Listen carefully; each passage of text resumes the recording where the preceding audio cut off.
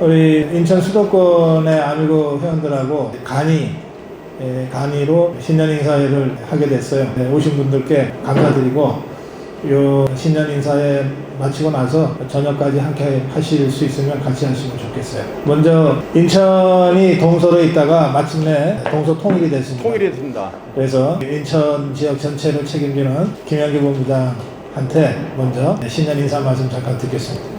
네, 안녕들 하셨어요. 갑진년 새해 복들 많이 받으시고요. 그리고 오늘 우리 세현이 형님 출판 기념회에 많이 와주셔서 너무 감사합니다. 오늘 날씨도 되게 굳었어요. 그런데도 불구하고 이렇게 먼 곳까지 와주셔서 너무 감사드리고, 또 우리 또 고문 형님들도 그 멀리서도 이렇게 와주셔서 너무 감사합니다. 금방 우리 박사님 말씀하신 것처럼 우리 인천 아미고가 동부 서부로 나눴다가 통일이 됐어요.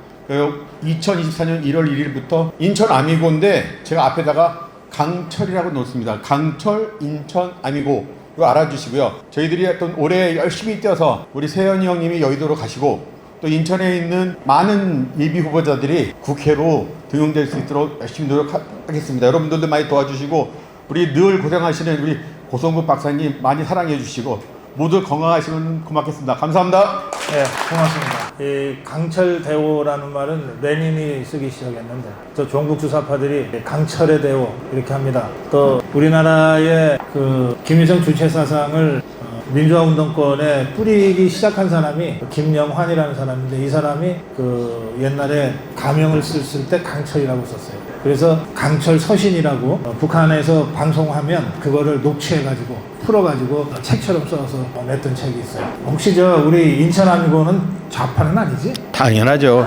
그걸.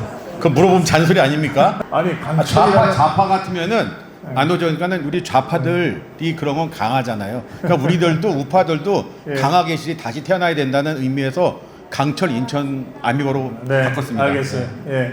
우리 아미고가 국민의힘이 워낙 좀 흐리멍텅하잖아요. 예. 그래서 우리 아미고가 제대로 된 자유우파 정당이 우뚝 서기 전까지는 그런 이 전위 선봉대 역할을 아무래도 해야 될 것 같습니다. 맞습니다. 그걸 자임한 우리 인천 아미고 회원 여러분께 특별히 격려의 말씀 보냅니다. 고맙습니다. 감사합니다. 그리고 오늘 이 자리에 아미고 회원 전체를 대표해서 우리 고문단 대표해서 전대호 회장님, 김용기 부회장님 나오셨는데 두 분 박수로 모시겠습니다. 같이 나오시죠. 우리 전대호 회장님은 1월 1일 신년 특집 방송 때 전화로 짧게 우리 아미고 전 세계에 계시는 고성우TV 시청자들께 신년 인사 말씀을 짧게 하셨지만 그래도 우리가 오늘 신년 인사회니까 우리 아미고 고문단 회장으로서 신년 인사 말씀 좀 부탁합니다.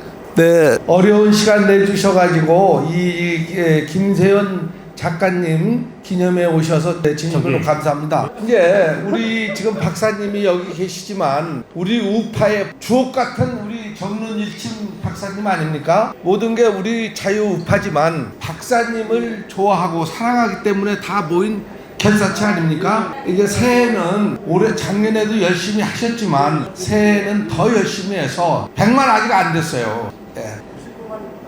그러니까 150만 올해 150만 만들 수 있도록 다 함께 노력해서 열심히 노력했으면 좋겠습니다. 감사합니다.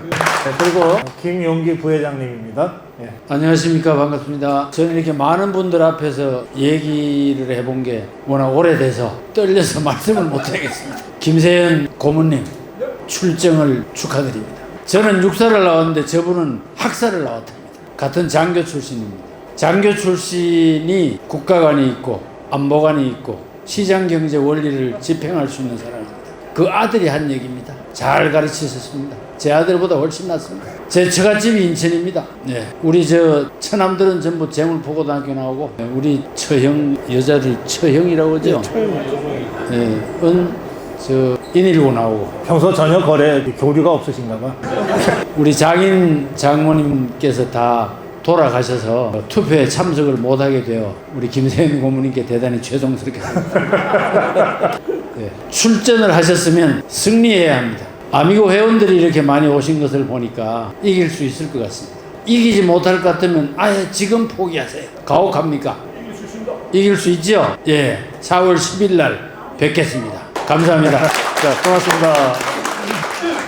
예, 여기 고문 몇 분이 더 계신데 우리 고문은 되게 사회적 통념상 좀 연배도 있으시고 연륜도 좀 있으시고 그러잖아요. 그래도 고문단 중에서 제일 젊은 사람은 있기 마련이에요. 제일 어린 사람도 있기 마련입니다. 예, 어린 게 뭐 죄라고 맨날 고문 모임할 때마다 밥은 단골로 낸다고 합니다. 우리 한국민 작가님. 네, 청주에서 오셨어요.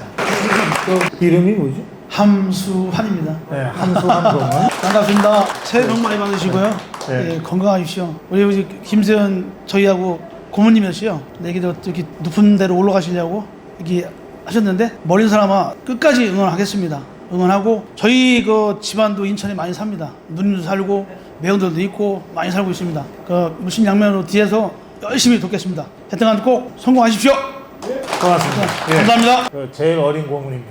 오상종이 왔는데 잠깐 모시겠습니다. 오상종 자유대한호국단 오상종 단장 네, 잠깐 모시겠습니다.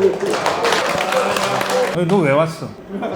네, 안녕하십니까. 네, 제가 좀 가까이 돼야 돼. 네, 제가 이렇게 마이크를 잡는 게 좀 어떨지는 모르겠는데요. 제가 그 형님하고는 조금 인연이 있어가지고 제가 지금 고발인 조사 받고 바로 부랴부랴 왔습니다. 그러다 고발인 조사 좀 늦게 끝나가지고 이렇게 왔는데 오늘 저희 이 출판 기념회를 시작으로 해서 아마 좋은 결과가 있도록 여러분들께서 정말 적극적으로 좀 응원해 주시고 격려해 주시면 감사하겠습니다. 거기까지면 돼. 네, 네. 우리 자유파들은 오상종 얼굴만 봐도 기분 좋아하셔. 그렇죠. 예. 지금 조사받고 왔다 그랬잖아요. 뭐 나쁜 짓 해서 조사받았다고 오해하실까봐. 이게 전국주사파를 수없이 많이 고발을 해요. 그러니까 우리가 좌파보다 못하는 게 그거예요. 좌파들은 자기들 마음에 안 들면 일단 고소 고발을 해버리거든. 그럼 그때부터 이제 고발 당한 사람들은 괴롭기 짝이 없어요. 그거를 똑같이 대갚아주는 사람. 이에는 이, 눈에는 눈이 바로 오상종입니다. 그래서 오상종 단장은 저 종북주사파들 중에서 법적으로 잘못된 짓을 하는 자들을 용서하지 않고 하나하나 밤을 새워서 고발장을 작성해요. 당사자가 하면 고소지만 제3자니까 고발장을 작성한다고요. 여러 수백 건을 1년에 고발을 하면 검찰 수사나 경찰 수사 첫 번째가 고발한 사람을 조사 먼저 해요. 그 다음에 이제 고발 당한 사람을 이제 조사를 하거든요. 그러니까 수사의 첫 발작이 고발인 조사예요. 그거 지금 마치고 왔다는 거예요. 예, 진짜 궁금해서 물어보는데 올해는 몇 건 고발할 거예요? 아, 지금 이제 총선이니까요. 네. 아마 저한테 있어서는 이게 대목입니다. 아, 예, 지금 사실 국민의힘 같은 경우는 불법적인 일을 하라고 해도 사람들이 이제 당신들 스스로가 어느 정도 위치에 올라온 그런 분들이기 때문에 내가 안 하고 말지 불법을 안 하고 말지 이런 게 강해요. 그런데 저쪽에 있는 애들 같은 경우는 어떻게든 당선되기 위해서 불법을 많이 저지르는 게 현실입니다. 그래서 저는 저희가 올해 5기째 선거농단 국민 고발단을 저희가 운영을 해요.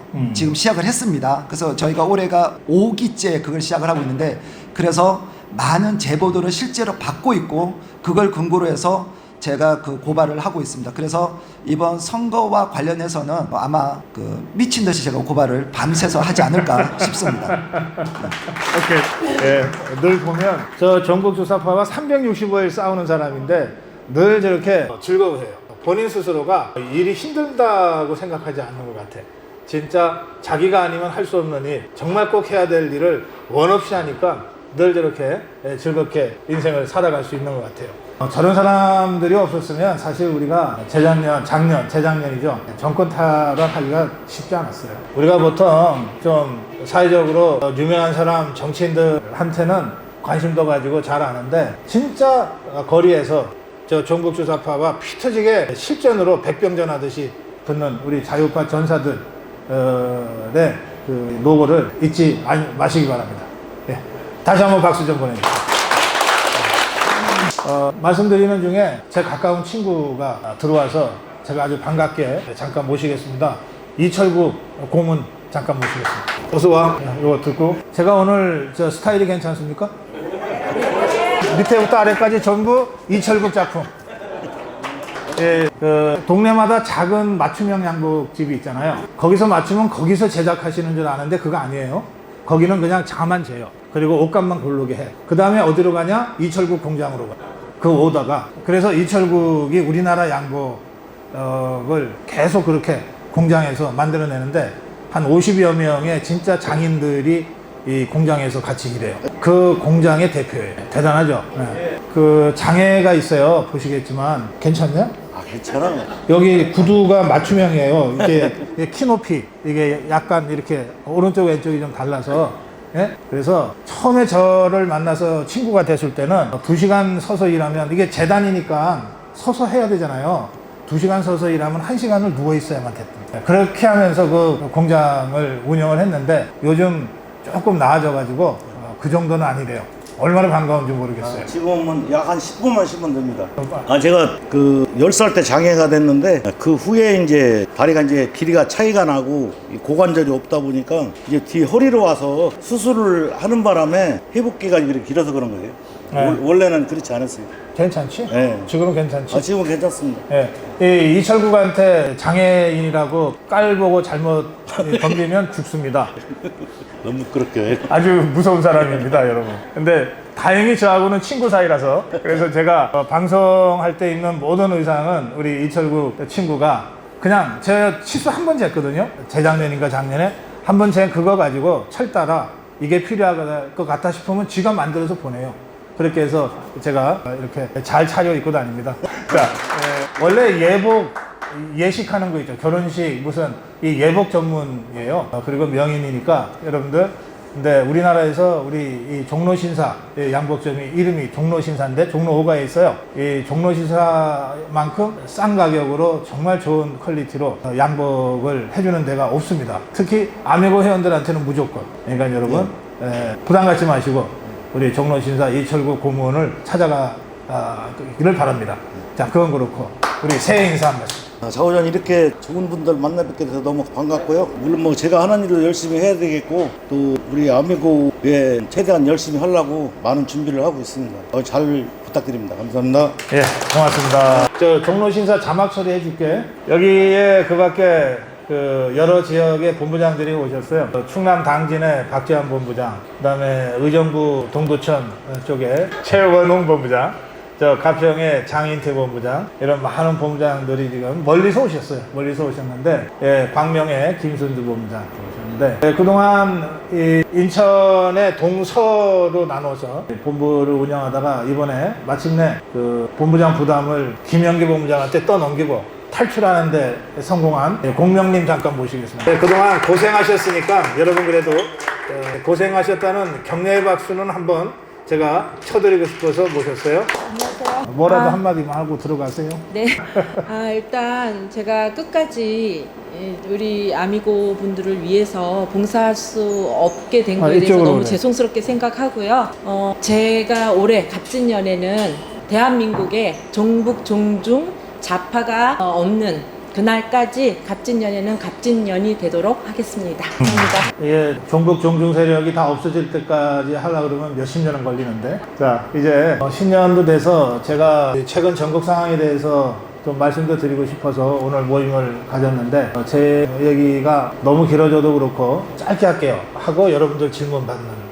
지금 종북주사파들이 그리는 선거 구도가 이제 점점 분명해지고 있어요. 뭐냐면 윤석열 대통령을 탄핵하자는 거예요. 그런데 그 약한 고리가 김건희 여사라고 보는 거예요. 그래서 1년 전부터 김건희 특검이라고 하는 거를 패스트트랙 태워서 그 계산이 쉽잖아요. 패스트트랙을 올리면 240일 후에 자동 상정되고 이건 다 법에 나와 있는 거니까. 그래가지고 지난 연말에 강행해 놓은 거예요. 그래 놓고 자, 윤석열 대통령한테 거부권 행사할 수 있어 없어? 과연 할 수 있어? 이렇게 지금 칼을 갖다 댔어요. 거부권을 행사하면 이제 국민적인 저항이 있을 거라고 계산한 거죠. 거기다 더해서 거부권을 행사하면 국회로 돌아오는데 국회에서는 3분의 2, 200명이 다시 표결을 해버리면 거부권에도 불구하고 특검법이 통과되거든요. 그래서 자기들은 180석은 모았잖아. 20석만 국민의힘에서 이탈자를 규합하면 된다는 거예요. 그게 7년 전에 박근혜 대통령 탄핵할 때 다 그런 계산법으로 해서 실제로 62명을 이탈시켰잖아. 배신시켰잖아. 이 20명을 어떻게 좌파들이 모으려고 생각하냐면 좀 기다리면 국민의힘에 공천이 되고 공천에서 탈락하는 현역 의원들이 생긴다는 거죠.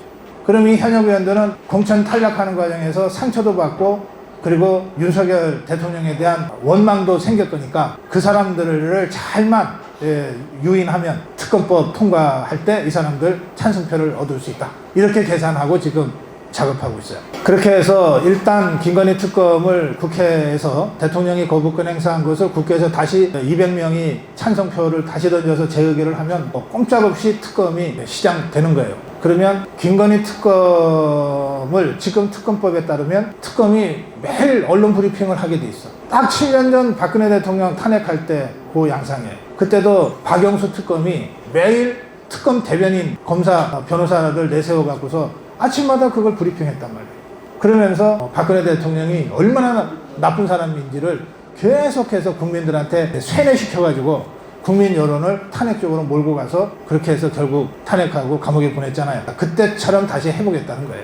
이거 아주 사악한 음모인데 또 무시할 수 없는 그런 작전입니다. 그렇게 될 수도 있어요. 이걸 돌파하는 방법이 세 가지가 있어요. 하나는 지금 내일이라도 대통령이 거부권 행사를 하고 그리고 국회에다가 공을 던져주는 거야. 한번 네 것들 마음대로 해봐라. 그리고 국민의힘을 우리 국민들이 감시하는 거죠. 과연 7년 전에 배신했던 것들이 이번에도 또 배신하냐? 그리고 우리가 지켜보는 거예요. 그러면 지금은 공천이 시작되지 않았기 때문에 아직 공천 탈락자가 없잖아요. 공천 탈락자가 생기려면 2월이나 돼야 되거든. 그러니까 저 더불어민주당은 대통령이 거부권 행사에도 표결을 바로 하지 않고 공천 탈락자 생길 때까지 들고 있다가 그때 하겠다는 전략이야. 진짜 교활하지. 나는 그래도 좋다고 생각해. 그래서 지금껏 우리 자유우파 국민들의 지지를 받아서 국회의원 하고 있던 자들이 공천 떨어졌다고 대통령을 배신한다. 공천 떨어졌다고 자유우파를 배신한다. 한번 해봐라. 7년 전에는 대통령이 탄핵당하고 정말 쓰나미가 몰려오면서 우리가 힘 한 번 못 쓰고 그냥 완전히 대패해버렸는데 지금은 양상이 다르다. 지금은 종북 주사파 문재인 정권과 정면으로 투쟁해서 정권을 탈환한 이 자유우파가 있다. 그리고 대통령 권력이 시퍼렇게 살아있다. 한번 배신하려면 해봐라. 이러고 정면으로 충돌 돌파해버리는 것이 첫 번째 아니에요. 저는 그러해야 한다. 그 노선으로 가야 된다고 지금 몇 달째 주장하고 있습니다. 두 번째 방법은 특검을 그냥 받아버리는 거야. 김건희 여사가 10년, 12년 전에 있었던 일, 대통령하고 결혼도 하기 전에 있었던 일, 문재인 정권 때 탈탈 털었는데 아무것도 안 나왔던 일인데 뭐가 겁나냐? 특검 해봐라! 하고 특검을 받아버리는 거예요. 이게 두 번째 방법. 그런데 그거는 그야말로 하책이에요. 그 순간 우리는 깨끗하지만 당하는 거야. 박근혜 대통령이 7시간 동안 몹쓸 짓을 했습니까? 지금 아무것도 없었다는 게 확인이 됐잖아. 박근혜 대통령이 10원 한 장 받았어요? 한 푼도 안 받았잖아. 그런데도 탄핵당하고 4년 9개월이나 감옥을 살았어. 이게 여론재판이고 이게 종북주사파의 악랄한 수법이거든. 그러니까 잘못한 거 없는데 뭐가 문제야 라고 하는 순간 그야말로 저 종북주사파의 사악한 발톱 아래에 김건희 여사를 희생양으로 던져줘버리는 거예요. 김건희 여사만 던져지는 게 아니라 윤석열 대통령도 같이 던져지는 거예요. 지금 이거를 계속해서 주장하고 있는 세력이 있습니다. 저 종북주사파는 당연히 그렇게 주장을 하고 있는 것이고 우리 국민의힘 쪽에 유승민이 이준석이 세력이 계속 그 주장을 해왔어요. 이준석이 이제 튀어나갔으니까 이제 더 이상 국민의힘은 아니지만 어쨌든 바깥에서 계속 그 주장을 하고 있어요. 그리고 오늘 아침에는 조선일보가 대놓고 그런 주장을 시작했어요. 주필이라는 자가 칼럼을 통해서 윤석열 대통령이 대국민 사과를 하고 특검을 받아라. 그렇게 주장을 했어요. 안 그러면 선거 진다고 협박하면서. 그리고 윤석열 대통령만 협박하는 거가 아니라 한동훈 비대위원장한테도 협박을 같이 했어요. 뭐라 그랬냐? 윤석열 대통령이 특검을 거부하고 그래서 신장로로 가지 않고 새길로 가는 걸 선택할 때 한동훈도 따라가면 너도 끝장이다. 이런 식으로 썼어요. 이게 두 번째 길입니다. 이거는 그야말로 죽음의 길이에요. 7년 전에 탄핵 상황이 그대로 재현되는 거예요. 세 번째는 이건 아닌 것 같아. 그런데 거부권도 좀 너무하잖아 라고 생각하는 사람들이 제시하는 이른바 여러 가지 절충론 이런 거예요. 그 브리핑만 안 하게 하면 안 되냐? 선거 후 총선 끝난 다음에 하면 안 되냐? 이런 거야. 절충론, 조건부 수용. 근데 그거는 결과가 똑같아요. 그 순간 우리가 좋다. 우리가 절충하자고 하는 순간 절충을 위한 협상이 시작돼. 그러면 허구한 날 정치인은 특검, 김건희 특검 절충에 A안이 어떻고 B안이 어떻고 C안이 어떻고 가지고 선거를 치르게 돼 있어. 그리고 모든 언론이 선거 후에 특검이 있을 때 그 효과가 어떨지 저떨지 가지고 허구한 날 분석하게 돼 있어. 그러니까 좌파들이 노리는 특검 프레임에 김건희 악마화, 윤석열 탄핵 구도라고 하는 이 프레임 속에 우리가 제발로 걸어가서 허우적거리게 되는 거예요. 그래서 그거는 차라리 받지 않은 주장보다 더한 잘못이다 이렇게 보는 거예요. 지금 제가 오늘 아침 고성호 칼럼에서 이렇게 제가 칼럼 결론을 냈습니다. 지금은 윤석열 정부다. 대통령은 윤석열이다. 2027년 5월 9일 12시 밤 12시가 임기 끝이에요. 그때까지는 윤석열이 대통령, 윤석열 정부를 사수해야 된다는 자유우파의 결의를 조금이라도 흐트러뜨려서는 안 된다. 저 종북 주사파들이 윤석열을 공격하기 위해서 약한 고리인 김건희를 공격할 때 김건희 여사를 보호해야 윤석열을 보호할 수밖에 없다면 그럼 우리는 김건희 여사를 보호할 수밖에 없어. 분리할 수가 없거든. 그건 좌파들도 알아. 노무현이가 뭐라 그랬어요? 권양숙이의 아버지가 빨치산이라는 문제제기가 됐을 때 이건 팩트니까. 그러면 이혼하란 말입니까? 이러면서 넘어갔잖아. 좌파도 그렇게 하는데 우리 자유우파가 대통령 살자고 대통령 부인을 희생양으로 던지자는 얘기를 할 수 있습니까? 그건 김건희 여사의 고통으로 끝나는 게 아니에요. 곧바로 정북좌파들이 김건희 여사가 최종적인 목표겠어요? 윤석열 대통령이 최종적인 목표고 탄핵이 최종적인 목표고 탄핵 후에 손쉽게 권력 탈취하는 게 그자들의 목표지. 그래서 우리는 이 점을 분명히 해야 된다. 2027년 5월 9일 밤 12시까지는 대한민국 대통령은 윤석열이다. 우리 자유우파는 그 윤석열을 지켜내야 한다. 이게 우리 자유파의 첫 번째 원칙이다 이겁니다. 두 번째는 선거는 대통령이 끼는 순간 탄핵당해요. 노무현이는 자기가 뒤에서 밀어서 창당한 열린우리당 이겼으면 좋겠다, 좋은 성적을 거뒀으면 좋겠다는 말 한 두어 마디 때문에 탄핵당했어요. 국회에서 탄핵당했어요. 헌재에서도 그것이 잘못이다, 위법이다라고 인정을 했어. 그런데 그 정도가 가볍기 때문에 대통령직을 박탈할 정도까지는 아니다. 이게 헌재 결론이에요. 그러니까 정치에 나서고 선거에 개입하면 탄핵이야. 박근혜 대통령 탄핵 사유에도 공천 과정에 여론조사를 통해서 선거에 개입했다는 대목이 나와요. 그 유죄가 나왔어요, 따로. 그러면 조선일보는 오늘 칼럼의 첫 대목이 이거거든요. 윤석열이 주연이고 한동훈이 조연이다. 이번 총선에 윤석열이 주연이고 한동훈이 조연이다. 딱 규정하고, 그러니까 윤석열이 사과하고 특검을 받아야 된다, 이렇게 돼 있단 말이에요. 선거의 주연이 윤석열이라고 규정을 했는데 이 규정대로 움직이면 탄핵이야. 조선일보가 설마 주필이니까 그 정도 몰랐겠어요? 이런 식으로 몰고 가는 것은 윤석열 대통령과 한동훈 비대위원장을 어떻게든 이간질시키려고 하는 거예요. 선거에서는 대통령은 나설 자리가 없어요. 나서면 탄핵이야. 그렇게 못 나서게 만들어 놓은 게 우리 헌법이에요. 그러면 선거는 누가 하냐? 여당인 국민의힘과 야당인 더불어민주당이 하는 거예요. 여당을 이끄는 한동훈과 야당을 이끄는 이재명이 하는 거예요. 그러니까 이번 선거는 한동훈 대 이재명 선거예요. 한동훈이 이번 총선의 주역이고 이재명이가 이번 선거의 주역이라고요. 윤석열 대통령은 조역도 아니야. 이 선거와 무관하게 국정 운영만 해야 되는 거예요. 이거를 조선일보가 주연은 윤석열, 조연은 한동훈, 이런 식으로 프레임 쳐서 윤석열 대통령과 한동훈 비대위원장을 이간질하면서 함정에 빠뜨리려 하고 있는 거예요. 그래서 제가 두 번째 우리가 견지해야 될 원칙은 이번 총선은 한동훈 대 이재명이다. 이 구도를 확실하게 해야 된다. 저것들이 한동훈이 워낙 무서우니까 상대하기 좀 쉬운 윤석열 대통령을 자꾸 끌어들이는 거예요. 끌어들이는 순간 안에 덫에 걸리는 거예요. 그런 부분을 우리가 확실하게 인식해야 됩니다. 세 번째는 여러분들이 10년에 거의 모든 언론이 다 여론조사를 하잖아요. 그거 보시면 전체적으로 우리가 흐름이 좋아요. 제가 여러 차례 지금 이 그래프, 여론조사는 추이가 중요하다고 그래요. 흐름이 중요한 거예요. 제일 나쁜 흐름은 뭐냐? 선거를 하는 입장에서 볼 때 제일 안 좋은 흐름은 뭐냐면 지금 100일 남았죠? 지금 우리가 많이 이기고 있어. 많이 이기고 있는데 이게 우리가 점점 하락세, 저 종북주사파는 상승세 해갖고서 선거 한 30일쯤 앞두고 이게 크로스가 돼버려. 그래서 우리는 계속 하락해서 떨어지고 저쪽은 계속 상승하는, 이게 우리한테 최악이에요. 그게 3년 반 전에 황교안이 이끌던 미래통합당 선거의 그래프였어요. 처음에 한 100일 전에는 200석, 180석 한다고 그랬어요. 이게 딱 한 달 전에 뒤집어졌어요.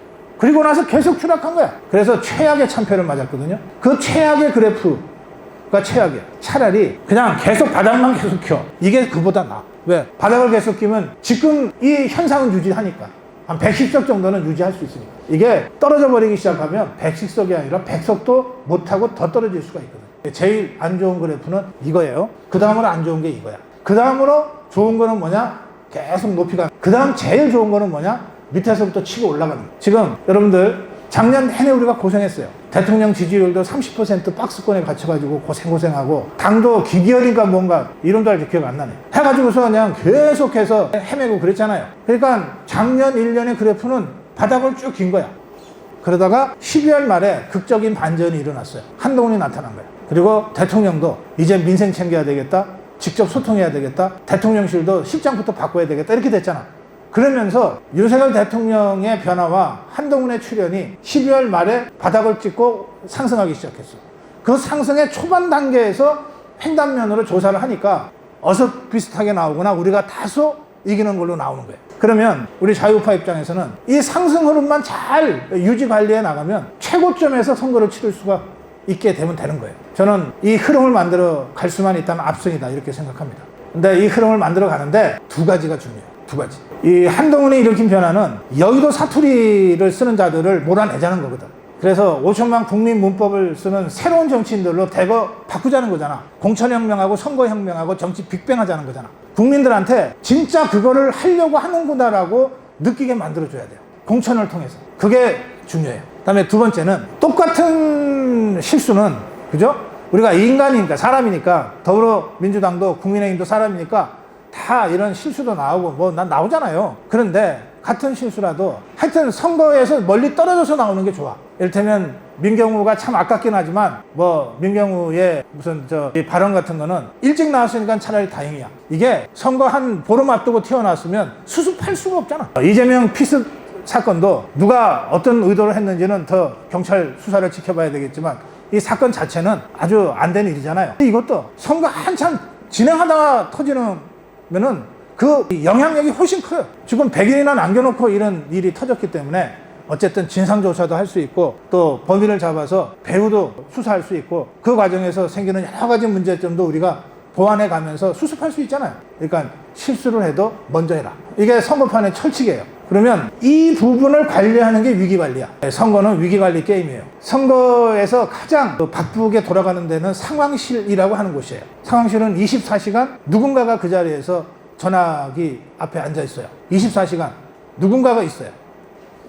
그 상황실이 위기관리 센터예요. 그러니까 여기에 정치 경험이 아주 많아서 딱 보면 아 이거는 우리한테 좋은 일 나쁜 일, 딱 보면 이거는 3일짜리 이슈, 일주일짜리 이슈가 딱 판별이 되는 그런 노련한 경험 많은 이 선수들이 거기에 앉아 있어요. 그리고 전권을 부여받아. 선거 때 후보는 자기 전화기 안 갖고 다니거든요. 직접 통화가 거의 불가능한데 유일하게 상황실 전화는 받게 돼 있어. 왜? 모든 사건 사고가 상황실로 모이니까. 우리 쪽 사건 사고뿐만 아니라 상대방 쪽 사건 사고도 상황실로 모이거든. 그래서 상황실장은 후보와 24시간 한라인을 갖게 돼 있어요. 그 상황실을 통한 위기 관리가 굉장히 중요해요. 특히 지금 우리가 다들 정치 경험이 없고 선거 경험도 없는 한동훈 비대위 체제 때문에 약간의 걱정과 우려를 하고 있잖아. 그걸 보완해 줄 수 있는 시스템이 바로 상황실을 제대로 가동하는 거예요. 그러니까 저 김세영 같은 친구가 자기 선거 안 하고 이 상황실장 하면은 걱정할 게 없지. 딱 들으면 이건 며칠짜리야. 어떻게 대응해야 돼. 근데 저 친구가 자기 선거 한다고 나가니까 그렇다고 현역 의원이 상황실을 맡을 수는 없거든. 그래서 이 위기관리와 관련해서는 당에서 진짜 그 역할을 제대로 할 수 있는 팀을 꾸려야 되는데 그래도 잘 안 될 때가 있어요. 안에서 보니까. 그래서 우리 고성호 TV는 제가 밖에서 보면 더 잘 보일 때가 있거든요. 이거 위기다. 이거 대책이 필요해. 그 하는 것을 일종의 그 경고음을 울리는, 가스 누출되면은 경고음을 울리듯이 그렇게 하는 역할을 하려고 생각하고 있어요. 그러니까 한동훈 비대위원장을 중심으로 한 거센 정치혁명과 정치 빅뱅의 흐름을 만들어내고, 그리고 만약에 있을지도 모르는 이 각종 사건 사고에 대한 정확한 판단과 빠른 대처를 통해서 위기 관리를 해나가면 이변 없이 우리가 승리할 수 있다. 그렇게 생각합니다. 그 과정에서 저희 고성호 TV도 또 아미고 동지 여러분도 각자 맡아서 해야 될 일들이 많이 있는 2024년이다. 그렇게 말씀드리고 여러분들의 각오와 분발을 촉구합니다. 여러분들 질문 받겠습니다. 그 한동훈 그 위원장님이 그 광주를 방문하셨는데 최고 먼저 하신 얘기가 그 5.18을 헌법 전문에 수록한다고 이렇게 또 얘기를 하셨는데 그 국민의힘에서는 대부분이 또 반대하시는 분도 많은데 예, 갑자기 알겠어요. 가셔가지고 이렇게 또 찬성을 하시는 어떻게 하십니까? 네, 그거는 한동훈 위원장이 처음 한 얘기가 아니고 윤석열 대통령이 대선 과정에서 했던 얘기입니다. 그러니까 새로운 얘기가 하나도 아니에요. 그리고 집권당 비대위원장으로서 광주에서 윤석열 대통령이 후보 시절에 공약으로 했던 얘기를 뒤집을 수 없잖아요. 그래서 한 얘기라고 봅니다. 그런데 헌법 문제는, 그러니까 발언이 이렇게 돼 있죠. 윤석열 대통령도 후보 시절에 했던 발언, 한동훈 위원장도 했던 발언은 뭐냐면 헌법 전문에 수록하도록 하겠다 이거잖아요. 헌법 전문에 아무나 수록 막 합니까? 헌법을 고쳐야 돼요. 헌법을 고치려면 국회 3분의 2 의석의 찬성이 있어야 돼. 그 다음에 그걸로 끝나는 게 아니에요. 국민 투표를 해야 돼. 그래서 절반 이상의 국민들이 찬성을 해줘야 돼. 그 절차가 있어요. 그럼 거기서 부결되면 끝나는 거예요. 아무리 대통령이 공약을 내세웠다 하더라도 국회에서 부결하는데, 국민들이 부결하는데 어떻게 하겠어요? 그리고 더 나가서 자 지금 우리가 87년 헌법 체제에서 살고 있어요. 1987년 12월에 개정된 직선제 5년 단임 헌법에서 살고 있잖아요. 그 후로 지금 37년째죠. 우리 몸이 그 사이에 엄청 커졌어. 경제 규모도 5배 이상 커졌고 사회도 훨씬 복잡하게 해줬고, 그런데 37년 전에 만든 옷을 껴입고 있는 거야. 그러니까 막 몸에 잘 안 맞아요. 그래서 이 옷을 바꿔야 된다는 얘기는 10년 전부터 나왔어요. 그러면 개헌을 하게 됐다 칩시다. 그래, 헌법조문에 5.18 조문 하나만 달랑 넣는 식의 개헌을 어느 국민이 원하겠어요? 기왕 개헌할 거 권력구조도 바꾸고 선거제도 바꾸고 그리고 기본권 조항도 바꾸고 영토 조항도 바꾸고 헌법을 고쳐야 될 게 한두 가지가 아니잖아요. 이 모든 것들을 국회 공론 과정을 거치고 국민 과정을 거쳐야 비로소 헌법조문에 뭐 5.18이 들어가든지 뭐가 들어가든지 할 수 있는 거예요. 그래서 그 수많은 엄청난, 사실은 거의 불가능한 이런 그 개헌 과정을 전제로 한 얘기이기 때문에 그거 하나만 달랑 떼가지고 뭐 저 사상이 의심된다, 뭐가 이렇다 저렇다라고 시비를 걸게 만들려는 게 좌파들의 수작이에요. 그러니까 우리는 한동훈 비대위원장의 오늘 강조 발언은 윤석열 대통령의 대선 당시에 그 발언하고 맥을 같이 하는 것이고, 그것은 이러한 정치 과정을 전제로 하는 것이다. 그렇게 알고 그냥 넘어가면 되는 거예요. 네, 그렇게 저는 말씀드리고 싶습니다. 이낙연이가 네. 신당을 만든다고 그러고 있는데 네. 한간에서는 말만 그렇지 만들지 못할 거다. 또 만든다 이러고 말씀을 하고 있는데 네. 만약에 이낙연이가 신당을 만들어 가지고 지금 민주당이 분열이 됐을 때 우리 국민의힘은 어떻게 대처를 해서 나가며 네. 거기에 대해서 뭐 좀 유불리 관계는 어떠한 것이 있을 수 있는 건지. 알겠어요. 예. 네. 이재명 피습 사건으로 정치적으로 구제 해석을 하자면 가장 타격을 크게 받은 게 이 낙연 신당 세력이라는 거예요. 사실은 오늘 탈당하고 신당 창당 선언을 하려고 했는데 모든 절차가 다 중단돼 버렸잖아요. 자, 그런데 우리 한번 상상해 보시죠. 저는 이재명이가 아니라서 이자가 다시 당무에 복귀했을 때 어떻게 갈지 잘 모르겠는데, 병상에서 자신을 그동안의 그 독재적 행태를 반성하고 다시 당무에 복귀했을 때 이낙연이하고 손잡고 비명계도 너무 핍박하지 않고 공천도 줘가면서 할까요? 아니면 더 독하게 할까요? 그렇죠. 더 독하게 할 것 같죠? 그러면 이낙연이는 진짜 탈당 아니면 공바우 되는 거야. 그래서 탈당 신당 창당 시점이 늦어졌을 뿐 탈당 신당은 계속 추진될 거예요. 그 다음에 이자들이 호남, 이낙연이부터가 영광 한평 국회의원 출신이잖아요. 전남 도지사 출신이니까 호남에 기반이 좀 있다고 봐야 되는데, 호남에는 이낙연 신당에서 사람을 내도 우리하고 별 관계가 없어. 지들끼리 지고 뭐 해봤자 결국은 그쪽에 누군가가 당선될 가능성이 많잖아요. 예. 혹시 이정현이 지금 전라남도 곡성, 광양 선거구가 좀 조정이 됐어요. 거기에 출마하는 걸로 제가 알고 있는데 그 지역에 더불어민주당 당연히 나가겠죠. 그런데 거기에 이낙연 신당에서 누가 내서 표를 조금이라도 분산시킨다 그러면 이정현한테는 좀 도움이 될지 모르겠어. 그거 말고는 우리는 해당 사항 없어. 그러면 우리한테 관심이 가는 사항은 뭐냐? 호남 바깥의 지역에 이낙연 신당이 후보를 낼 수 있냐 없냐예요. 경기도 수도권, 충청권. 그런데 지금 이낙연이랑 함께 뜻을 같이 했던 낙연계라고 하는 게 드러나기는 4명이지만 실제로는 한 3, 40명은 될 거예요. 이 사람들이 되게 수도권에 많이 있어요. 지금 4명 있잖아요. 무슨 상식인지 뭔지 모임하고 있는 그 하나가 성남이 지역구고 나머지 다 수도권이죠. 언뜻 기억에 그런 것 같아요. 그 사람들이 그런 식으로 해서 이낙연 신당으로 나와서 진짜 수도권에서 표를 잠식해 버린다면 여러 군데서 우리 후보들이 선전해서 성과를 올릴 수 있어요. 근데 그거는 좀 더 지역 사정을 들여다봐야 될 것 같습니다. 네.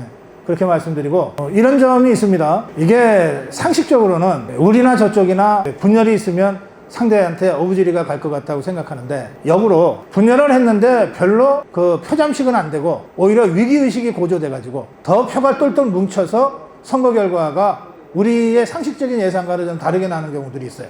예를 들어서 노무현이가 정몽준이랑 단일화를 했다가 정몽준이 단일화를 폐기해버렸잖아. 그 순간 야, 저쪽은 이제 분열된 거 아니야. 우리 이겼다. 이해창 쪽에서 환호를 질렀는데 그런데 정몽준이 떨어져 나가는 것을 보고 야, 이러다가 진짜 우리 큰일 나겠다고 해서 그야말로 노무현 세력이 똘똘 뭉쳤어. 이 선거에서는 투표율이 중요해요. 내가 국민의힘 지지하지. 여러분들 다 국민의힘 열렬 지지자 또는 자유통일당 지지자야. 자유파야. 중요한 건 그게 아니고, 그래서 투표장에 가서 투표하느냐야. 평균 투표율이 60%대거든. 대통령 선거는 70%대지만 총선은 60%대거든. 그러니까 열렬 지지자 중에서도 한 3, 4명, 10명 중에 서너 명은 안 간다는 거예요. 그러니까 표 잠식당하는 것보다 위기의식 때문에 똘똘 뭉치는 게 더 효과가 클 수 있어요. 그래서 어설픈 분열은 별로 도움도 안 돼. 오히려 상대방의 위기의식만 고조시켜 줄 뿐이기 때문에 그런 점들까지를 잘 보고 전략적으로 잘 판단해야 된다.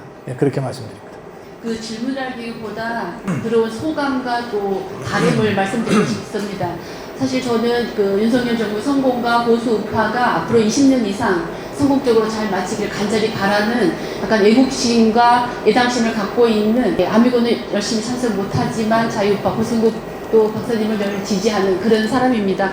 그러니까 우리 우파가 그동안 사실은 이런 연대와 그 다음에 올바른 정치의 어떤 이슈를 이끌어가는 그런 분이 부족했기 때문에 박근혜 정부 탄핵과 그 다음에 그 전에 많은 분들이 마음을 모으지 못하고 뭐가 옳은지 어디를 따라야 되는지 그게 굉장히 부족한 부분이 많았다고 생각합니다. 그래서 고승국 박사님 같은 분이 앞으로 이 우파를 결집할 수 있는 그 일반 채널보다도 그 유튜브로서 등대 같은 역할을 꾸준히 열심히 지금도 하고 계시지만 그거를 열심히 더 해주시기를 적극적으로 바라고 또 응원합니다. 그거 하나. 그 다음에 또 지금 내년 총선이 굉장히 중요한데 지금 전국에 다니시면서 후보자를 발굴하고 계시는데 저는 오늘 김세연 후보자님 말씀 듣고 굉장히 오랫동안 야인으로서 고생하시면서 정말 보물 같은 분이 아니신가 그런 생각이 들었어요. 그래서 전국에 다니시면서 이번에 정말 능력 있고 보물 같은 투쟁력 있고 성공할 수 있는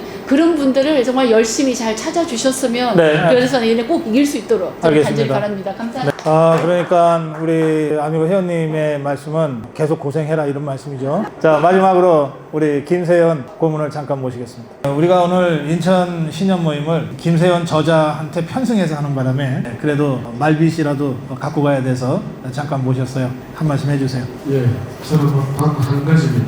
우리가 이제 100만이거든요. 100만이고 우리가 금방 말씀하신 대로 고승국 박사가 지금 말하는 걸 들어보면 우리의 갈 바를 알려주는 거예요. 옛날로 따르면 선지자예요. 어디로 가라, 어느 방향으로 가야 되는가. 이단이라는 소리 들어. 그래서 결론은 뭐냐면 이제 바로 고승국 박사가 중심에 섰으니까 우리 이제 그 방향을 이제 따라가고 하는데 이제 100만이다. 이제 100만 정도 된다고 하면 국회에 아미고 사무실 하나 정도는 있어야 된다. 최소한으로. 그래서 여러분들이 여기 가지고 있는 모든 이 국가 정책이나 어떤 민원이나 이런 것들을 또 소화하고 또 하나가 될 수 있는 계기를 만들어줘야 된다. 용광로가 있어줘야 된다. 그래서 저는 그 역할을 한번 기회가 되면 해보고 싶습니다. 방송이 함께 하잖아요. 그래서 이 영상도 편집을 해서 며칠 있다가 내보낼 것 같은데, 우리 고성호TV 그 아미고 동지들이시니까 고성호TV 방송 끝날 때마다 우리 아미고 회원들 중에 자영업 하시는 어려운 분들 제가 도와드리자고 광고하잖아요. 오늘 그 현장에서 광고하겠습니다. 보은선 씨, 나와주세요. 네. 우선 박수로 좀 환영해 주십시오. 일로 오세요. 인천 어느 시장에서 하고 계세요? 네, 가자동에서 하고 있습니다. 네, 네. 둘 다 올리는 게 힘든가 봐. 네, 네. 인천 가자시장 보은선 씨, 몇 년째 하고 계세요? 한 35년 됐습니다. 선식만? 네, 네. 선식만 하고 계신데, 선식이 뭐예요? 선식이 이제 곡식을 쪄서 말려서 볶아서 이렇게 미숫가루식으로 해서 우유나 물이나 그런 데서 타서 드시는 거예요. 네, 아침 대용으로 많이들 드시고 약간 출출할 때 간식으로 드시는 그 선식인데, 네, 네. 우리 보은선식은 다른 선식집하고 달라요. 맞춤형으로 해줍니다. 맞춤형으로. 저기 딱 보시면 알죠? 우리 회장님한테는 무슨 선식이 필요할까요? 회장님한테는 당뇨 선식? 그러니까 당이 있으면 당뇨 선식, 또 고지혈이 있으면 고지혈 선식, 몸이 좀 부하면은 좀 다이어트 선식, 이런 식으로 다 이제 우리 나이 되면 한두 개 병들이 생기잖아요. 그런데 맞춰서 선식을 만들어 주세요. 그러니까 당연히 전화로 해야죠. 찾아오시면 더 좋지만 전화로 나는 이런 증상이 있고 이런 게 필요합니다 라고 하면 거기에 맞춰서 다 따로따로 맞춤형 선식을 만드셔가지고 댁으로 보내드리거든요. 지금 다들 자영업 하시는 분들이 힘든데 보은 선식도 힘들긴 마찬가지예요. 그래서 제가 오늘은 우리 아미고 동지 중에 특히 인천의 가자시장에서 35년 이런 맞춤형 선식을 하고 있는 우리 아미고 회원을 제가 오늘 방송의 마지막 광고 방송으로 해드리겠습니다. 자, 한 말씀만 하시고 이제 끝내죠. 네. 아미고 여기 회원님들이 제가 작년부터 배웠는데 너무너무나 뭐라 그럴까 건강하시면서 친절하세요. 그리고 많이 도와주시고 이래저래 말씀도 잘해주시고. 근데 물건을 잘 안 사지. 아니에요. 그래도 많이 도와주세요. 그래서 도와주셔서 감사하고요. 또 이렇게 여기 와가지고 또 여기 아미고 회원님들을 뵙고 그러니까 너무 감사하네요. 고맙습니다. 그리고 올 한 해도 또 잘 부탁드릴게요. 네, 고맙습니다. 네, 고맙습니다. 자, 이제 인천에서 진행한 우리 신년 인사회를 모두 마무리하겠습니다. 우리 고모님들 좀 앞으로 나와주시고요. 자, 김영기 본부장 여기 앞으로 좀 나와서. 김영기 본부장이 목소리가 큽니다. 그래서 아미고가 세상을 바꾼다는 구호를 선창하면서 오늘 신년 인사회를 마무리하겠습니다. 2024년 아미고 신년 인사회를 모두 마무리하겠습니다. 구호 외쳐주세요. 네. 아미고가 세상을 바꾼다. 알겠습니까? 아미고가 세상을 바꾼다! 네, 시청자 여러분, 제가 오랜만에 인사동에 나왔습니다. 여기가 한국미술박물관, 우리 국당 조성주 선생님 작품전에 왔습니다. 우리 시청자들께서는 시무식 선생님 작품과 인터뷰를 얼마 전에도 아마 저희 영상으로 보셨을 건데요. 우리 시무식 선생님이 며칠 전에 새해 저 얼굴 한번 보겠다고 오셔가지고 강원도 인제에서 오셔가지고 오시자마자 우리 국당 선생님을 막 추천을 하셨어요. 예. 조성주 선생님, 이 작품이 대단하다. 그 작품전 열린다 그래서 거기 가서 축사도 하고 왔는데 우리 고 박사 꼭 한번 가서 보라 하면서 구룡도, 이게 용이 9마리 있는 이 구룡도 작품을 추천을 해주셔서 저희가 오늘 직접 우리 국당 선생님 모시고 말씀 좀 들으려고 왔습니다. 선생님, 네. 안녕하세요. 네, 감사합니다. 예. 안녕하세요. 네. 고성호TV 아주 열렬한 애청자시고 아미고 회원이세요. 예. 네. 그러니까 우선 선생님이 작품 설명부터 좀 해주시면 좋겠습니다.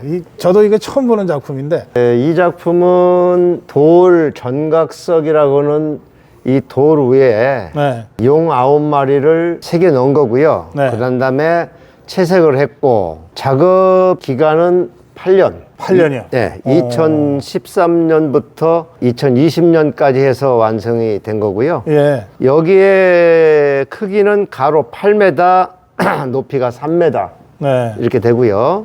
그리고 입체고 여기 하나의 돌 크기는 가로 12cm, 12cm에 여기 좀 들어가 됩니다. 금지라고 이제 일반 관람객들을 위해서. 네, 여기 이제 작가 선생님이시니까. 네, 네, 들어가겠습니다. 네, 네, 네. 그러니까 이제 요거 하나 크기가 사방 12cm, 12cm의 두께가 다 틀려요. 여기 바닥에 깔린 거는 두께가 3cm. 네. 그 다음에 좀 높은 거는 4cm, 5cm, 6cm. 이렇게 4단계로 해서 입체입니다. 이렇게 해서 했고, 비늘 같은 거를 전부 이 용의 외곽은 전부 칼로 파서 색을 상감시킨 겁니다. 칼로 파는 거 정각칼. 이게 정각이에요. 그런데 이게 돌 아니에요? 돌이죠. 돌인데 칼로 파면 파져요? 그러니까 칼이 먹는 정각 돌. 일반 돌이 아니고. 그래서 보통 정각돌 그러면 시청자분들이 잘 모르시는데 낙관인을 새기는 돌. 그 도장. 네네네. 도장. 그거 옥이라고 그러던데요? 옥은 아닙니다. 옥은 따로 옥 장인이 있어야 돼요. 옥은 안 파져요. 그냥 우리 보통 전각석이라고 그러는데 정각석이 중국의 각처에서 나오는데 이거는 요녕성의 단동에서 나오는 돌입니다. 그 흑주석이라는 돌. 그리고 중국의 뭐 정각돌은 수산석도 있고 뭐 다른 여러 가지가 있습니다만 이건 그게 아닙니다. 알겠습니다. 네. 인사동에 나오시면 기념품처럼 이렇게 도장 새기는 집들이 있잖아요. 그렇죠. 거기서 이렇게 석으로 또 돌로 되어 있는 그 도장 새길 때 쓰는 그 돌이 바로 이건가 봐요. 그렇습니다. 이런 종류입니다. 근데 이게 이제 중국 단동에서 나온 돌로. 그럼 이게 전부 몇 조각이 있다고요? 지금 여기에 붙어 있는 것이 1,500개 돼 있고요. 이 미술관의 벽 높이가 2.7밖에 안 돼서 이렇게 비스듬히 세웠어요. 아하, 그렇구나. 이 작품은 이게 3m고. 그러네요. 그래서 이렇게 비스듬히 세웠고, 그냥 이거는 뭐 접착제로 붙인 게 아니라 척척척척. 이게 퍼즐입니다. 일종의 퍼즐. 그러셨구나. 이 공법이 이제 제가 이제 개발해낸 공법인데요. 척척척척 올려만 놓으면 되는 거. 그렇군요. 보통은 왜 그 아주 큰 작품, 대작이 나오면 그 작품을 전시하기 위해서 미술관을 따로 짓기도 하잖아요. 거기에 그러죠. 맞춰서. 그러죠. 지금 그럴 형편이 못 되니까. 아, 그렇죠. 근데 이 작품이 어디로 이제 예를 들어서 어디로 가게 되면은 예.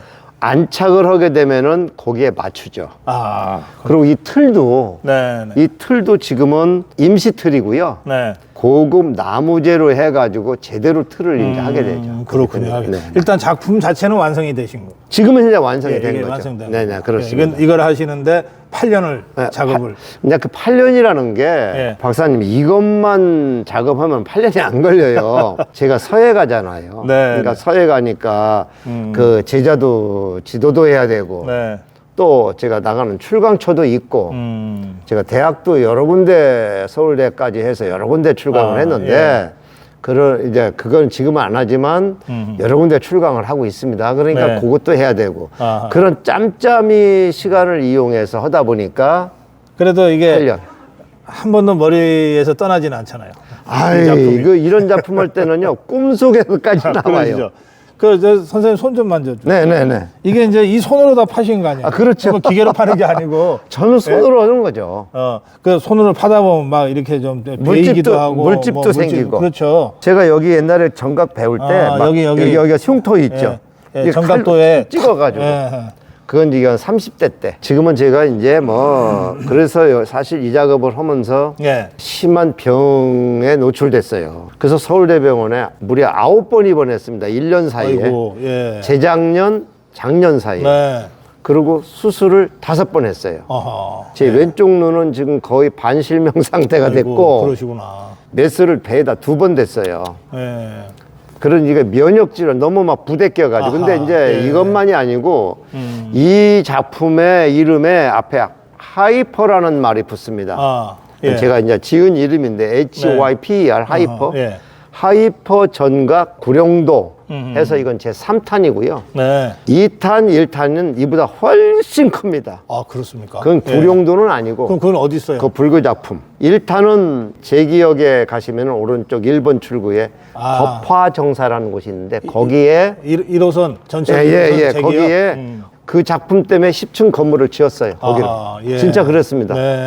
그 작품이 있고 그다음에 2탄은 대구 팔공산 동화사에 25m짜리 동화사에. 거기는 와부를 모신 자리 있는데 그게 2탄. 그다음에 이제 요게 3탄.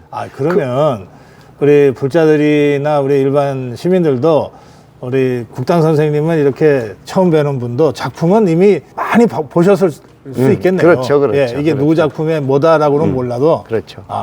그럴 수 있죠. 근데 이제 사찰에 있기 때문에 많이들 보셨어요. 그냥 그거는 그런 작품은 부처님 작품이고 이거는 그냥 회화가 플러스 조각이 가미된 작품이고.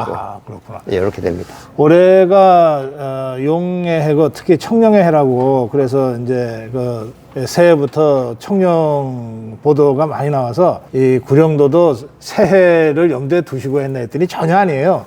8년 작업을 하셨는데 2020년에 이제 일단 작품은 마무리가 됐는데 그렇습니다. 전시를 올해 여기서 하시는 겁니다. 이 구룡에 대한 말씀도 좀 해주시죠. 왜 구룡입니까? 이 구룡은 우리가 보도자료도 여러 군데 갔는데요. 그렇다고 팔룡이라고 하면 이상하잖아요. 그렇다고 그 용비어천가 제1장에 보면은 해동 육룡이 나르샤가 나오거든요. 그렇죠. 육룡이 나르샤. 근데 그 드라마 제목이 드라마도 있었고. 근데 이 용을 그렇다고 느닷없이 육룡을 붙이는 것도 이상하고. 이 9라는 숫자는 박사님 이 숫자 중에 최고 높은 제일 큰 숫자예요. 그렇죠. 구땡이에요. 그래서 9자를 붙였고요. 그 중국에서는 어느 중국 손님이 오셔서 구룡이라고 그러면은 천자를 뜻한대요. 천자를. 그래서 그런 의도로 했냐고 그러길래 그건 아니다. 최고 숫자가 9이기 때문에 그렇다고 팔룡이라고 하면 좀 이상하지 않냐. 그렇게 이야기한 적이 있고요. 그리시다 보니까 이 청룡이 한 가운데 오게 됐네요. 그렇죠. 근데 이게 올해 청룡의 해 이게 딱 시민들한테 딱 개봉이 되니까 더 뜻이 깊은 것 같습니다. 그렇습니다. 이렇게 보시면은 이게 이제 제가 키포인트를 하나 알려드릴게요. 감상 포인트. 네. 용이 여기 9마리가 있지 않습니까? 예. 있는데 어떤 무리든지 무리를 이끌어 나가려면 거기에 리더가 있어요. 그렇죠. 대장용. 대장용이죠. 아주 그리고 드래곤 킹이 하나 있습니다. 아하. 요 놈입니다. 이래서 보시다시피 이게 몸집이 커요. 얘는. 아, 그러네요. 엄청 예. 크죠. 예. 그래서 얘는 이게 좀 작아요. 설계 단계에서부터 얘는 리더 드래곤 이렇게 생각을 해가지고 작업을 했고, 얘가 입을 벌리고 지금 무서운 눈으로다가 딱 호령을 한다, 얘들을 지휘한다라는 의미로 말하자면 일종의 분대장이에요. 그래서 아하. 킹 드래곤, 그 다음에 대장, 그 다음에 이쪽에 쭉 가면서 이 용들은 청룡이든 황룡이든 나머지는 대장의 명령을 듣는다. 예. 그래서 황룡으로 시작을 해서 저 끄트머리 가면 청룡으로 끝납니다. 예, 청룡으로 끝나네요. 네. 예. 올해가 청룡띠니까. 아하. 네. 그렇게도 그런 감을 가지고 했고. 이 분대 보면 말이에요. 분대장이 맨 앞에 있고 부분대장이 맨 뒤에 있어요. 네, 맞습니다. 네, 네. 그렇게 작업을 해서 예. 맞춰놓은 거고요. 우리 고 박사님 고성국 TV에서 유튜브 채널에서는 처음 오셨어요. 아이고. 아이고, 제가 이제 참 감사드립니다. 아닙니다. 이게 작품 촬영을 허락해 주셔서 정말 고맙습니다. 아니, 그건 당연한 거고요. 네. 그리고 또 하나 말씀드리자면은, 네. 이게 이제 감상 포인트가 우리가 왜 활용 점정이라고 하잖아요. 아, 그래요. 예. 용을 그리는데 제가 용을 그리고 나서 눈동자에다가 도장을 점 하나 찍는 게 마감이잖아요. 그렇습니다. 예. 그 정자가 눈동자 정자거든. 제가 그 실감을 한 것이 용두가 참 표현하기가 어려워요. 그런데 여기다가 이 점을 찍다가 몇 번 실수를 했어요. 하하. 저 점이 이보다 조금 작으면은 잘 안 보이고요. 아하. 이거보다 좀 더 크면은 용이 순한 용이 되고요. 좀 이상한 용이 되고. 이상한 용이 되고 어떻게 잘못 찍으면 용이 또 웃어요. 그래서 눈이 참 중요하구나. 그런 예. 거를 많이 느끼면서 했고요. 또 하나 이제 그 포인트가 뭐냐면은 네. 우리 용이 이렇게 트림을 하잖아요. 네, 비틀고. 그렇죠. 용트림 하죠. 네, 용트림 하는 거를 어떻게 표현을 할 것이냐. 이 문제가 또 저한테는 과제였고, 그래서 이렇게 용의 배 모습. 배까지 노출시켜서. 네, 제가 이제 이게 좀 상스럽게 표현을 하면은 이제 배떼기. 용의 배떼기 표현을 어떻게 할 것이냐. 예. 이 복부를. 그동안 용의 배를 이렇게 표현하신 분은 별로 안 계신 것 같은데. 아니, 뭐 표현을 뭐 어디 이 돌에다가 이렇게 한 거는 제가 이제 처음이고. 글쎄 말이에요. 예. 네, 거의 이제 많은 분들이 전농후무라는 말씀을 쓰시는데요. 네. 근데 선생님 다른 저기도 배 같은 네, 거 배 많이 나와 있죠. 배 많이 나와 있습니다. 조금씩은 다 저기도 배가 나와 있잖아요. 그러네요. 근데 이런 표현이 안 되면은 입체적인 표현, 용이 이렇게 비틀어진 모양이 표현이 안 돼요. 그냥 평판이 돼 버리니까 이렇게 비꼰거고 이런 것들이 제가 작업할 때에 좀 많이 해먹었습니다. 이 돌 하나하나가 다 이렇게 높낮이가 달라가지고 이게 아주 옆에서 보면 굉장히 입체적으로 그렇습니다. 보입니다. 여기서 보면은 이게 툭툭툭 튀어나온 게 불규칙적이죠. 규칙이 있으면은, 근데 불규칙 속에 규칙이 있는 거죠. 이렇게 글을 같이 쓰셨는데 이거 좀 제가 해석해 드릴게요. 이제 이게 동양화잖아요. 그런데 글이 화제가 들어가야 되거든요. 일종의 그렇죠. 화제죠. 근데 화제를 아무리 그림을 맞춰서 찾아봐도 이게 없어요. 200시에도 없고 두보시에도 없고 좌우지간 없어요. 제가 못 찾아서서 제가 지어버렸어요. 그러셨어요? 여기에 맞춤으로 지었죠. 제가 600수 한시집을 낸 적이 있는데 거기에다가 하나 올린 게 있는데 구룡도라는 그 시가 저쪽에 있는 시인데요. 맹안 신광 오조쟁, 이게 손톱조. 오조라는 건 이 발톱입니다. 용 발톱 5개. 용 발톱이 3개가 있으면은 이건 제후국이라고 그래요. 5개가 있어야 황제국이 됩니다. 그래서 맹렬한 눈에 신비로운 광채는 오조 5발톱이 이렇게 싸우고 있고, 그 다음에 광두 괴력, 미칠 광자 머리두자. 괴력은 잘 아실 거예요. 미친 듯이 머리를 뒤흔드는 이 괴력은 말린 횡. 말린이라는 게 비늘린 자입니다. 이 많은 여러 영린할 때 린자. 영린할 때 린자예요. 비늘린 자. 천린, 말린. 그러니까 많은 비늘이 빗겨 있다. 운중묘계 강공대, 대열을 띠게 대자입니다. 구름 속 오묘한 세계에 강자들이 공격하는 대열, 싸우는 대열. 네. 그다음에 마지막 줄 청룡, 황룡 격전하는 불용의 성이다 그런 얘기예요. 여기가 아하. 불용 9마리 용의 성이다. 네. 이렇게 해서 이거 제가 만든 말입니다.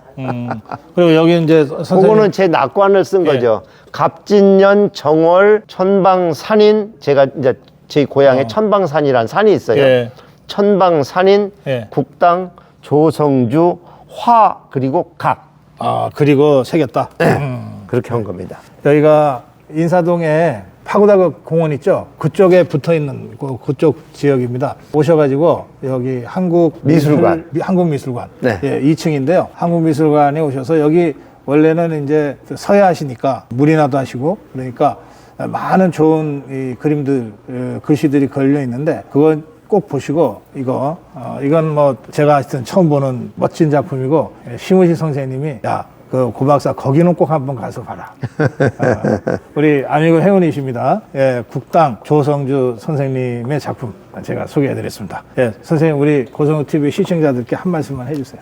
시청자 여러분 반갑습니다. 국당 조성주입니다. 오늘 뜻하지 않게 이 고박사님께서 오셔서 고성국 TV에서 오셔서 이렇게 취재를 해주셔서 제가 나름 설명을 해드렸는데요. 저도 고성국 TV에 열렬한 구독자면서 팬입니다. 앞으로 많은 발전을 기대하고 있고요. 열렬히 응원을 합니다. 저도 열심히 노력해서 좋은 작품 더 하도록 하겠습니다. 기회가 되시면은 이 시청자 여러분 한번 꼭 15일까지 전시입니다. 15일 지나면은 이 작품은 거의 중국으로 갈 가능성이 많으니까 그 사이에 오셔서 한번 꼭 관람하시기를 부탁드리겠습니다. 감사합니다. 예, 고맙습니다. 15일까지입니다, 여러분. 15일까지 우리 인사동에 있는 한국미술관 국당 조성주 선생님 작품전 구령도 꼭 한 번씩 오시기 바라고, 오시면 여기 선생님이 늘 계시니까 저희 아미고입니다, 고성국 TV 구독자입니다 그러시면 바로 아마 아주 가깝게 해설도 해주시고 설명도 해주시고 같이 사진도 찍고 그게 될 겁니다. 예, 선생님 말씀 잘 들었습니다. 감사합니다. 고맙습니다. 감사합니다. 예.